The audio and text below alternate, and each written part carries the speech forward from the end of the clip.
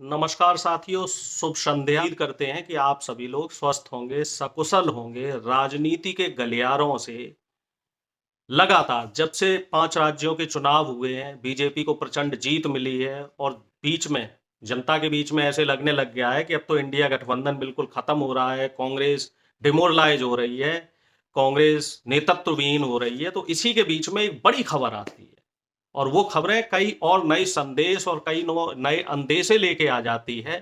खबरें ऐसी आ रही हैं कि कांग्रेस के शीर्ष नेतृत्व ने कड़े फैसले लेना शुरू कर दिया है और एक कहावत है कि देर आए दुरुस्त आए और जब जागो तब सवेरा। तो उसी की तर्ज पर कांग्रेस अब कुछ ऐसे कड़े फैसले ले रही है जिससे कि लग रहा है कि 2024 की बिसात बिछ रही है और 2024 में हो सकता है कि 2004 की तरह चौंकाने वाले नतीजे आए।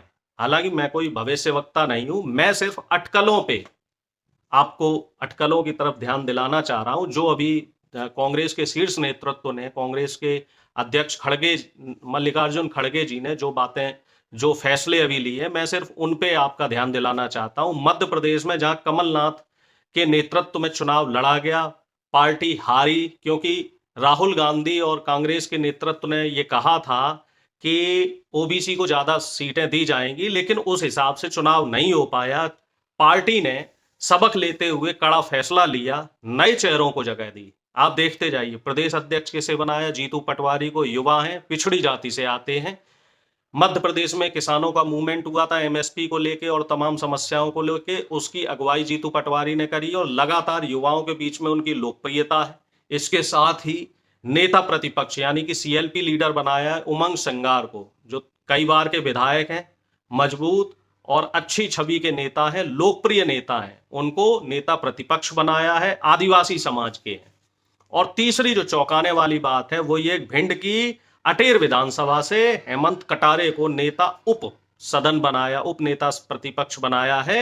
नए नेता हैं, यंग नेता, और तीनों के तीनों मध्य प्रदेश में जो नेता हैं वो ये जो हेमंत कटारे ब्राह्मण समाज से आते हैं और तीनों ही नेताओं की उम्र जो है 50 साल से कम है। जैसे कि रायपुर के शिविर में हुआ था कि 50% जो सीटें हैं वो युवाओं को दी जाएंगी हर जगह, चाहे संगठन हो या टिकट।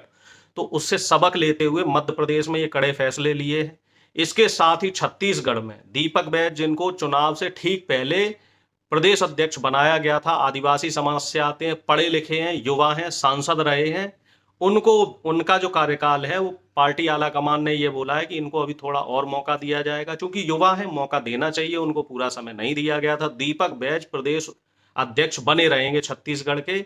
और इसके साथ ही चरणदास महंत जी, जो डॉक्टर हैं, पढ़े लिखे हैं, इनको नेता प्रतिपक्ष बनाया गया है।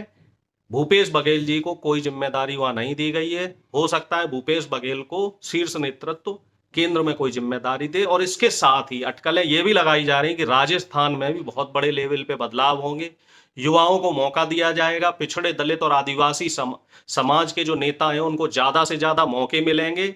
इसी तरीके की जो खबरें हैं जो बाकी हिंदी बेल्ट है, चाहे वो उत्तर प्रदेश हो, चाहे वो बिहार हो, चाहे वो हरियाणा हो, दिल्ली हो, यहां भी बहुत बड़े लेवल पे परिवर्तन होने वाले हैं। और राष्ट्रीय लेवल में जो राष्ट्रीय महासचिव और राष्ट्रीय सचिव के पद हैं उस पे भी मल्लिकार्जुन खड़गे सख्त निर्णय लेते हुए बहुत बड़े परिवर्तन करने वाले हैं। तो ये कई लिहाज से देश की सबसे पुरानी पार्टी कांग्रेस के लिए एक अच्छी खबर मानी जा सकती है। ये माना जा सकता है कि कांग्रेस ने अपनी हार से सबक लिया है और हो सकता है कि 2024 में एक वो जादू देखने को मिले जो जादू हमें 2004 में देखने को मिला था।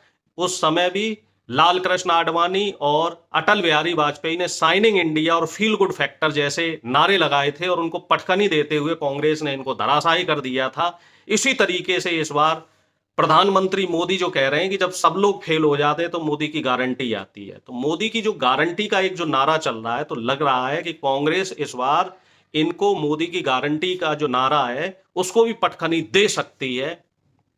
इंडिया गठबंधन पे भी विचार चल रहा है, जल्द ही उसको लेके जो खबर आएगी तो उस पे भी हम आपको बताएंगे। हमारे साथ बने रहिए।